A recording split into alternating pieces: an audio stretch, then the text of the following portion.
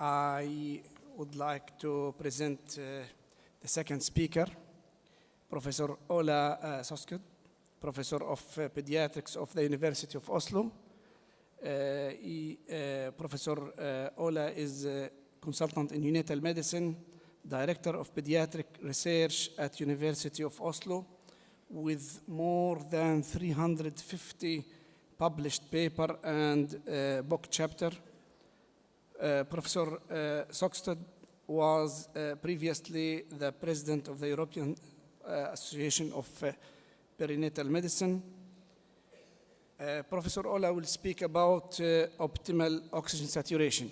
May I give you a very short introduction to his lecture, as I know that the majority of the audience are students and nurses, and you know that oxygen is one part of the important part of the therapy in neonatal medicine, and low oxygen, there is risk, and high saturation of oxygen, also there is risk.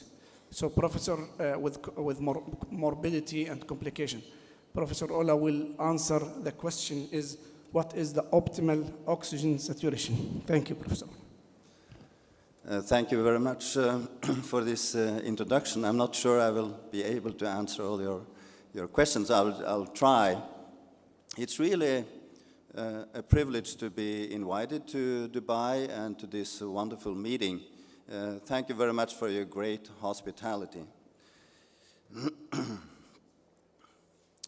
Now, I would like to start out reminding you that in fetal life, the saturation is low, 50, 60%, maybe even lower. And what I will talk about now is what is the optimal FiO2 for newborn resuscitation, and what is the optimal saturation for extremely low birth weight infants the first weeks after birth, beyond the delivery room. Now, this is the world map as I saw it in 1998, before 1998, regarding newborn resuscitation. All international guidelines recommended the use of 100% oxygen. Now, in 1998, the first changes came by a study called Resuscitation, showing that it is possible to resuscitate with air instead of oxygen. Now, it's quite interesting. We have known for several decades that the oxygen saturation is low immediately after birth, and it gradually increases. But it's only the last years, maybe the last 10 years or so, that we have really paid attention to this development of the saturation as shown here. This is a figure I published some years ago out of 6 studies, the mean or the median saturation the first 10 minutes of life. And as you can see that at the age of 1 minute, the saturation is in mean or median around 60%. And then it gradually increases. And what was also surprising is that the lower saturation is, normal saturation is as low as 40% the first 2, 3, 4 minutes after birth. Now, it takes approximately 5 minutes in median to reach a saturation of 90%. And preductal values are approximately 10% higher, but only the first 10, 11, 12 minutes after birth. C-section levels and preterm levels are also lower the first minutes. Now, we have gotten these much better nomograms, curves, published by Dawson and co-workers a couple of years ago. And here we have the centile curves. So what you see here is that the median value is approximately 60% at the age of 1 minute. But there's a wide variation from the 30%, the 10th percentile, up to the 90%, the 90th percentile. And if you look at term babies, only, we can see that, again, the same development, and it takes approximately 4 to 5 minutes to reach a saturation of 90%. And for preterm babies, it takes approximately 7 minutes to reach a saturation of 90%. Now, this is, of course, important when we're talking about resuscitation, because this can guide us in how, excuse me, and how to resuscitate babies, how to supplement with oxygen. Now, gradually, the world map changed, and in 2009, it looked something like this. The first country that changed their guidelines was Canada in 2006, suggesting that newborn babies should be resuscitated with air instead of oxygen. And then Canada followed, Australia followed, and then Sweden, Finland, UK, and other European countries. And also many countries started to use mixed oxygen, 40% oxygen instead of 100% oxygen. Now, and then in 2010, the ILCOR change came, and it was stated that in babies in need of resuscitation at birth with positive pressure ventilation, it is best to begin with air rather than 100% oxygen. So then maybe the world map looks like something like this. All now guidelines have changed from oxygen to air. But, and if you look at the algorithm, of the ILCOR algorithm, it looks like this. There's no mentioning of oxygen in this algorithm. I'll not go through the algorithm here today. So if you look at the American guidelines, they are basically the same as the ILCOR guidelines, but they differ a little bit. And what they say is that it is recommended that the goal in babies being resuscitated at birth, whether born at term or preterm, should be an oxygen saturation value in the interquartile range of preductal saturation measured in the healthy term babies following vaginal birth of sea level. Now, this is, of course, a little bit complicated compared with the ILCOR guidelines. So the American guidelines, they suggest that we use oxygen targets, and also for, if there is no oxygen there, you should start with air instead of starting with oxygen. So here are the American algorithm, and the difference between ILCOR and American Heart Association and American Academy of Pediatrics is that they have these oxygen saturation targets. I have plotted these targets into the Dawson curves, and what you can see here is that at 1 minute of age, approximately 50% of these babies would need some oxygen supplementation. And then it gradually approaches the 25th centile. So this is a big difference between the ILCOR and the American Academy of Pediatrics guidelines. And many of the American babies would need oxygen compared with the ILCOR babies. I don't know if you're using the AAP guidelines here or you're using the ILCOR guidelines. Now, even though the guidelines have changed, maybe the practice has not changed. We don't know, but this is from a survey in New Zealand and Australia thank you so much. From October 2009 to March 2010, before the guidelines changed. And what you can see here is that 70% of doctors used air in term babies. And this was 3 years after the change in Australia. But only 25–30% of nurses used air. Only 15% of doctors used 100% oxygen, and 50% of nurses used oxygen. It seems that there was a much bigger resistance among nurses to do changes than in doctors. And this is from another survey from, among other countries, the Middle East, United Arab Emirates.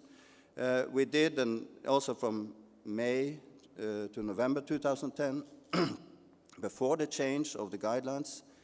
And again, you can see that most of the doctors there were using 100% oxygen for term babies, but a little bit less for preterm babies. Only very few were using room air, as you can see here, only 15% or something like that. And this is from a UK review, March 2011, 36% were using 100% oxygen, 1 year later, 90%. And in UK, they changed the guidelines in 2007, 2008. So one thing is to change guidelines, another is to change practice. And I think you should all go home and ask what kind of practice you have. Now, why is it best to start with air instead of oxygen? Well, there are a number of animal data showing that if you resuscitate, for instance, newborn piglets or newborn mice, you increase the oxidative stress not only in the lungs, but also in the brain and the liver for quite a long time. And you increase or induce inflammation and necrosis in the brain, and you increase the pulmonary contractility. So, in fact, when you give 100% oxygen, you increase the risk for pulmonary hypertension. And this is by contrast to what everybody believed. Everybody believed that you should give oxygen in order to reduce the pulmonary pressure. So I got this question many times when I was presenting this in the 90s, this idea, and people stood up and said that, what about pulmonary hypertension? It's actually the opposite of what you believe. You reduce pulmonary hypertension, pulmonary contractility by giving air instead of oxygen. Now, this is from a Piglet study we performed some years ago, and this shows what happens when you resuscitate a newborn piglet with healthy lungs with different oxygen concentrations. And you can see that when we gave room air, the PO2 was in the physiological range. And you see this very linear increase in PO2 when you increase the FiO2, 40, 60, and 100%. So if you give 100% oxygen, the PO2 is sky high. And the same happens in newborn babies. Here we have summarized some of our experimental findings. I don't have time to go through all this, but what we found was that when you give oxygen, you also increase DNA damage. Oxygen is mutagenic, and you see there is a dose-related increase in DNA damage when you give oxygen, different oxygen concentrations. The hydroxyl radical production is also increased. It's also linearly with FiO2. And metalloproteinases, MMPs, also increase, and we believe that these indicates inflammation in, this is in the brain. We also measured also in the lung and the liver. Caspase-3, indicating apoptosis, also increases when you increase the FiO2. And by contrast, BDNF, brain-derived neurotrophic factor, is reduced when you give oxygen. And BDNF is brain protective. So you lose some of your protection when you resuscitate with oxygen supplementation. Now, what about the clinical data and evidence? Well, several studies have now shown that if you resuscitate with 100% oxygen, you reduce the time to the first breath, approximately 30 seconds. The heart rate at 90 seconds is lower when you resuscitate with oxygen compared with air, and the 5-minute APGAR score is also lower. There is a larger need for heart compressions when you give oxygen, and oxidative stress has been measured in babies for several weeks after being exposed to oxygen only a few minutes at birth. And we also know that there is more injury to the heart and to the kidneys when you resuscitate with oxygen compared with air. But the most important thing is that neonatal mortality is significantly increased when you resuscitate with air. And this was really surprising finding when we saw that in our first studies. Now, here is the most recent meta-analysis. We have been able to identify 10 studies, including more than 2,000 babies resuscitated with either air or oxygen. Neonatal mortality in this material was reduced from 12.8 to 8.2%. And that means that the relative risk reduction was approximately 30%. And you can see this is highly significant. Now, when we looked at the randomized studies, the strictly randomized studies alone, all of these have been performed in Europe. Again, we found that there was a significant reduction in mortality from 3.9 to 1.2%. And this represents a relative risk reduction in neonatal mortality of almost 70%. It's quite a formidable reduction in mortality, also in industrialized countries when you give air instead of 100% oxygen. So here are all the studies, and in this plot here, and there's a reduction totally of 31% in neonatal mortality. Now, does it matter? Yes, I think it matters a lot because it has been estimated that almost 1 million newborn babies die of asphyxia every year. So a reduction of 30% means that approximately 250,000 babies can be saved each year just by avoiding 100% oxygen during resuscitation. Now, what about follow-up data? We don't have much follow-up data because it's important to see what's happening with babies resuscitated with air compared with oxygen. So we have been able to identify 3 studies with follow-up data, and we have lumped them together here in this meta-analysis. And what we found was that there was no difference in the survivors on follow-up at 1 to 2 years of age. Now, these data are not that solid. They're small studies, and we wish we had better follow-up data. Unfortunately, I think it's very difficult to get such data at this time. I think it's virtually impossible. Now, 10 years ago, a very interesting study was published from Sweden showing there's a case control study, and they found an association between the length of oxygen at birth and the risk of childhood lymphatic leukemia. So if the oxygen exposure was 3 minutes or more, there was an odds ratio for leukemia of 3.5. Now, I would say that not many paid attention to this study until 3 years later, when similar data were published from the United States, showing more or less exactly the same. Odds ratio was increased 2.87 in babies who had received oxygen for 3 minutes or more at birth. So this is an interesting association, and we know that oxygen induces DNA damage. So I think we have to pursue this further. What about hypothermia and hyperoxia? We know that hyperoxia induces inflammation in the brain. So if you resuscitate with 100% oxygen, perhaps the effect of hypothermia is changed. Maybe it's less, or maybe it's more important to cool such a brain.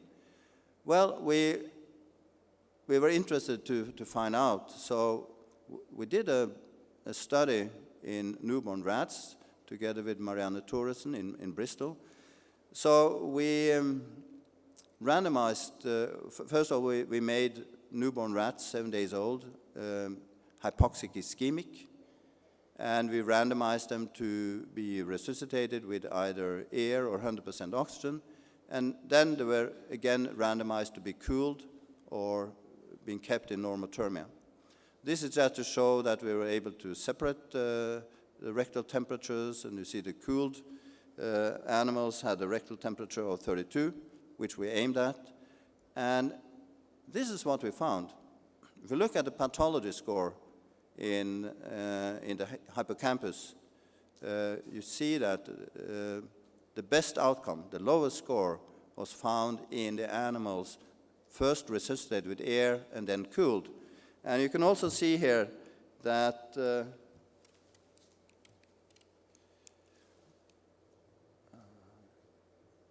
these animals here, cooled but resuscitated with 100% oxygen, the effect of hypothermia virtually disappeared.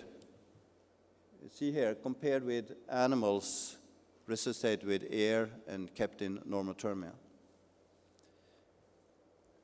Now, very recently, clinical material was published from Bristol. It was a retrospective study of approximately 60 babies who had been cooled. And what they found was that increased fraction of inspired oxygen within the first 6 hours of life was significantly associated with adverse outcome in newborns treated with therapeutic hypothermia following hypoxic ischemic encephalopathy. I think it will be important to really study this also in newborn babies. It is difficult now because we don't have any data. Nobody's really resuscitating with 100% oxygen anymore. So at least it seems from these data, well, in this rat model, we have confirmed that hypothermia is efficient, and we have demonstrated an increased injury following reoxygenation with 100% oxygen compared with using air. So it seems that the protective effect of hypothermia is counteracted by hyperoxia during reoxygenation. So I think it's important in order to optimize the effect of hypothermia to avoid hyperoxia before you start cooling. Now, how should we resuscitate smaller babies? Well, we don't know, but we know that saturation increase is slower than in term babies. And these are some data from babies less than 29 weeks, and you can see that the saturation starts much lower, and it takes more time before the saturation reaches 90%. We don't know the optimal FiO2 for extremely low birth weight infants, unfortunately. So should we use a low or a high FiO2 in these babies? There are some studies, though, giving us some indications. And this is the study from San Diego, from Neil Finer's group, where they randomized babies less than 32 weeks to either air or 100% oxygen. And what you can see here is that in the air babies, the saturation decreased or was very low in some of them at 2 or 3 minutes of age. So they were given supplemental oxygen. But fortunately, there was no difference in heart rate between the groups. This is another study from Spain, Max Vento's group, where they randomized babies less than 29 weeks to be given 30% versus 90% oxygen. And again, you can see that there was a difference in FiO2 only the first 3-4 minutes, because the low oxygen arm, the babies there were given some oxygen. Still, the heart rate was not different between the groups. Now, very recently, a larger study from the Netherlands has been published as a lecture at the EAPS meeting in Istanbul. In this study, they randomized babies less than 32 weeks, approximately 100 babies in each arm. They were randomized to be given 30% or 65% oxygen. Now, this study has not been published in full, but the results presented in Istanbul just a month ago show that there's no difference between the 65% and the 30% groups. So the conclusion of that study is that in that case, you should choose to start with 30%, not with 65%. So I think there are more and more data showing that you should start low also in these babies and then increase your FiO2 if there is a need for that.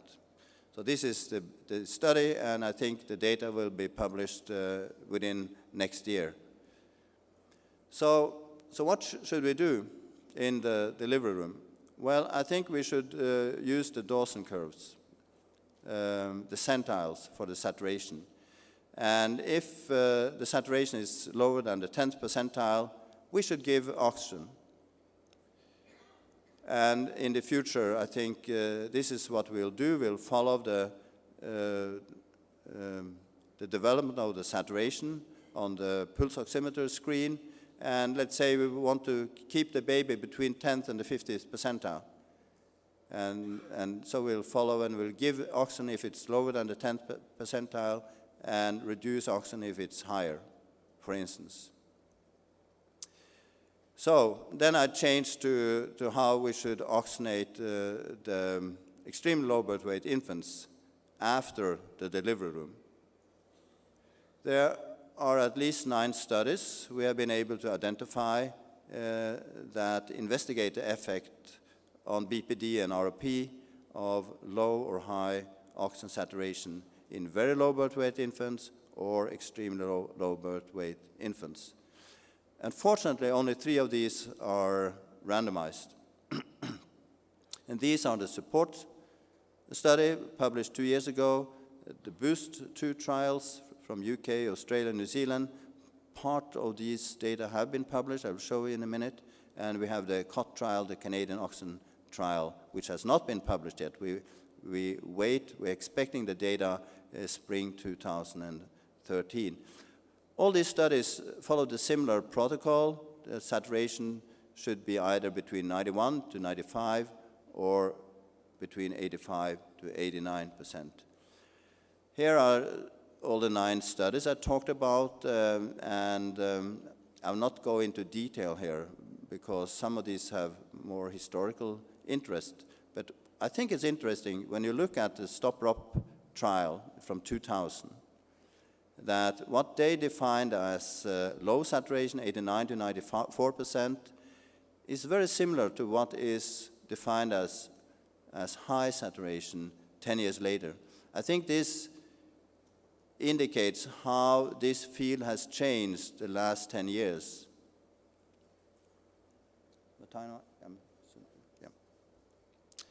We did a meta-analysis of these studies, and what we were able to show was that severe ROP was significantly reduced in the low saturation babies. It was a reduction of severe ROP of more than 50%, which is quite significant. And also regarding BPD, there was a reduction approximately 25% in the low saturation babies. Now, the support trial was published in 2010, and in this study it was shown that severe ROP was reduced 50% in the low saturation babies. There was no big difference in BPD in this study, but then, as you can see here, it was shown that there was a significant increased mortality in the low saturation babies, and that was concerning. Even more concerning, this was when some of the BOOST 2 data were published together with support data in New England Journal of Medicine a year ago, 1.5 years ago. And what they found was that mortality was increased 21% in babies kept in the low saturation arm. So mortality was 17.3 in the low saturation babies versus 14.4 in the high saturation babies. So this was our dilemma a year ago.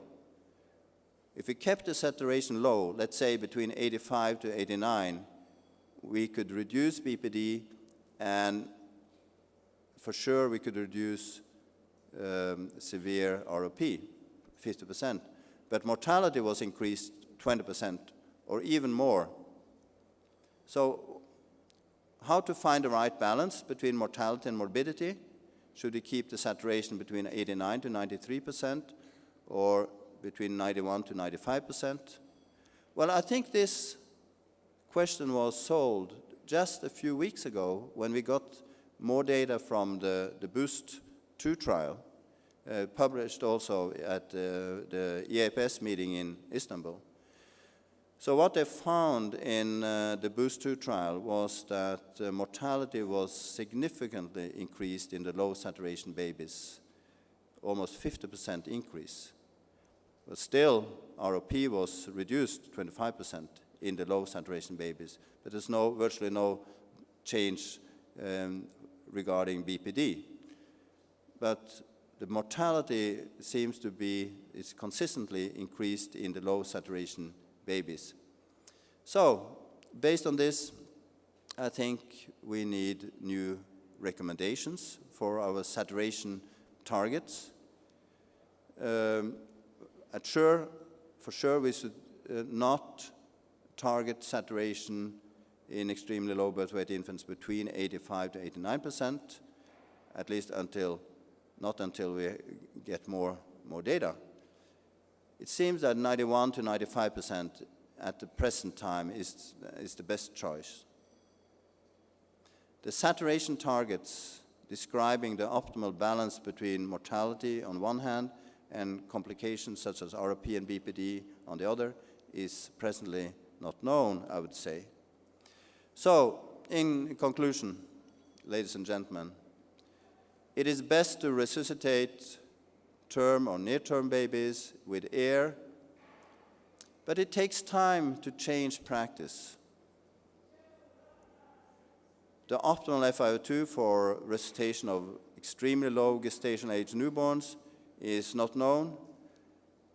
My recommendation is that you start low with 21 or 30% oxygen and increase if needed.